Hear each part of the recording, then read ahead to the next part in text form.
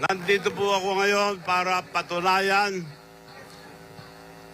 na bakit pinaparusahan si Senator Marcoleta. Dahil siya gusto niya katotohanan. Sila puro kasinungalingan. Alam niyo ba si Marcos hindi Ilocano? Hindi Ilocano si Marcos. Magnanakaw.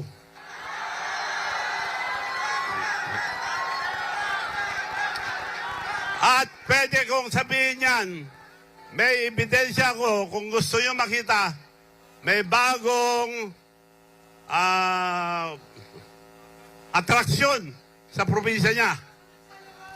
Mga ghost project. Walang project na mahusay doon. Ghost project. At saka hindi magkatugma, putik, sinisemento na. Yon ang atraksyon ngayon sa Ilocos Norte. Kaya yon, mga kaibigan, patunay na yung sinabi niyang nagtayo siya ng 2,500 flood control noong Zona 24. Sinungaling po, wala yon. Hinanap ko na sa buong Pilipinas, pinagtanong ko na, wala po.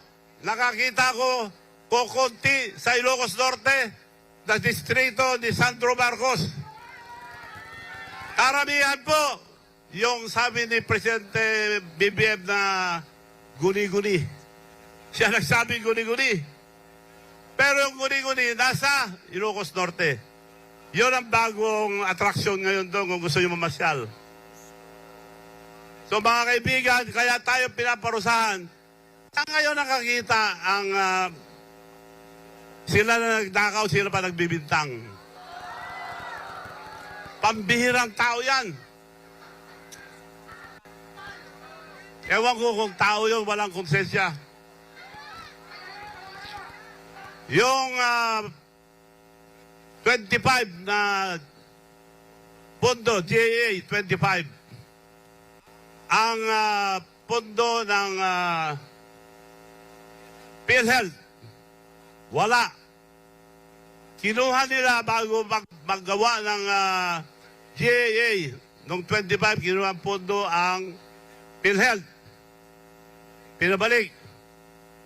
So, ang paggawa ng GAA, unang-una, Office of the President.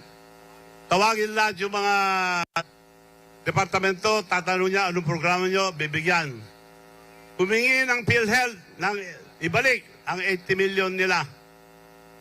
Pinirman niya. Dumating sa Kongreso, nandun pa rin, pinirman nila.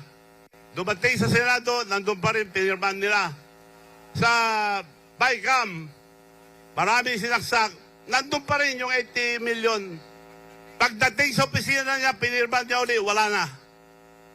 Magician, magician.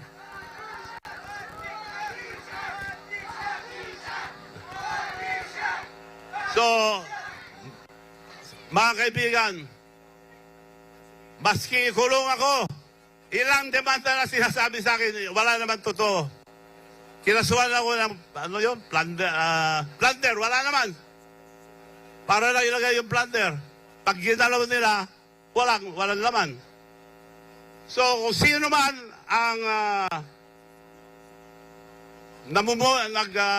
pumupuna sa kanila sa pagnanakaw ng kaban ng bayan, kinakasuhan. Ngayon, kakasuhan si Senator Marcoleta. Walang kasalanan po. Nagsasabi lang totoo, ikukulong na. So, walang hustisya dito sa Pilipinas. Kung pwede, wag na natin paabutin pa ng 28. Sobra-sobra na ang nawala sa ating kaban ng bayan. Patuloy pa rin ang pagnanakaw. Dapat pahintuin na natin, hindi na natin antayin ang 2028 na eleksyon. Lulukoyin lang tayo. So mga kaibigan, sama-sama tayo lahat. Ipagdasal din natin ang mga magnanakaw para wag na magnakaw. Maraming salamat po.